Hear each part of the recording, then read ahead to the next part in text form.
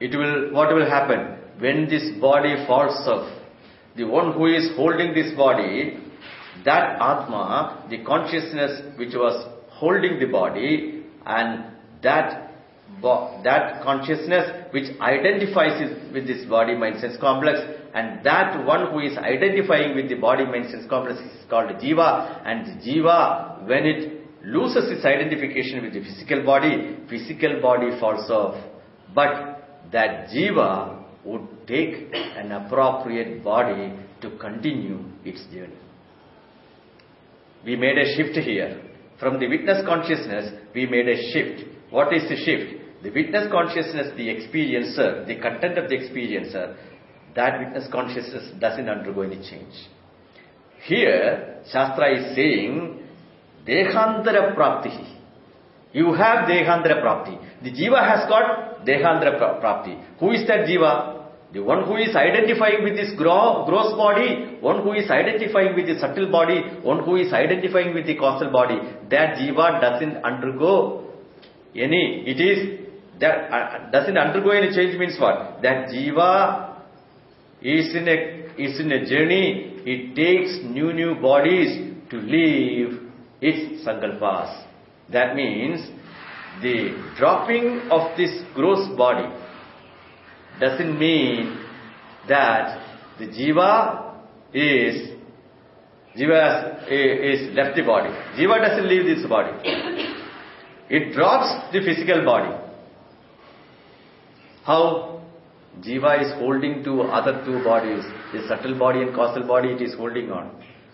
But this physical body has become redundant for it, because it cannot use its physical body to fulfill its sankalpas.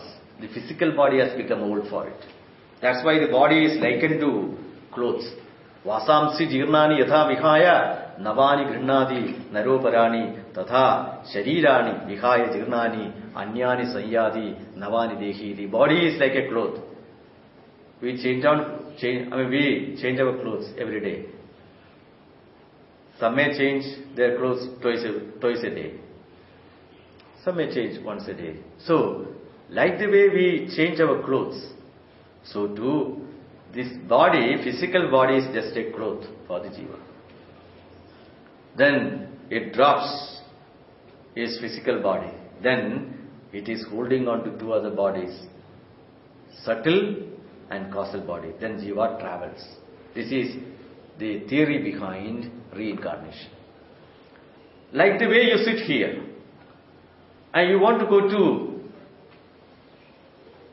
kitchen or elsewhere, then what should you do? You have to make a decision. Let me get up and go. So that sankalpa, according to that sankalpa, the body moves.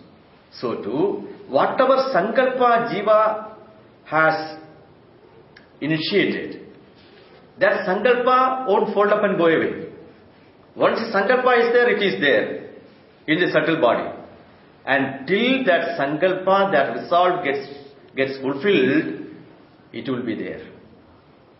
Therefore, any thought, any sankalpa, any desire on the part of the Jiva, until and unless that desire gets fulfilled, it would be there in the causal body of the Jiva. Therefore, till it gets fulfilled, that desire would be there. Therefore, but to accomplish a given desire, that Jiva doesn't have this physical body. If it doesn't have the physical body, then it would be traveling to get the right yoni, so that it can, right yoni means right receptacle, so that it can take birth in a new body and fulfill these desires which it was nursing over the years. Therefore, the Bhagavan has said, Lord Krishna said to Arjuna, Bhishma Drona, at the Paramarthadaha, they are Nitya. On the level of the Atma standpoint, they are ever Nitya. They are all free from time. They will ever be. But on the standpoint of the Deha also, they will be getting new bodies. If you kill them, what you can kill? Only this physical body. they will be getting new bodies. Therefore, the jiva in them would be surviving in one form or another. That's why, at the standpoint of jiva, also Bhishma, Drona, both they do not die. They will be here. Then there is a third standpoint Bhagavan will be taking. It's a pragmatic standpoint.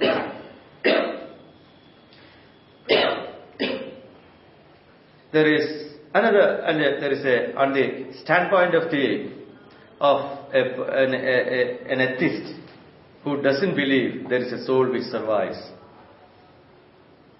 They do not believe in this soul and reincarnation. That person who doesn't have any belief in the existence of soul, for him, this deha, if it dies, then it will be born in some other place. In the sense that, that is the dehatma. And the next standpoint is, if the deha dies, if you die in this battle, then you will be getting Sorga. You will be getting Sorga. Sorga means what? Heaven.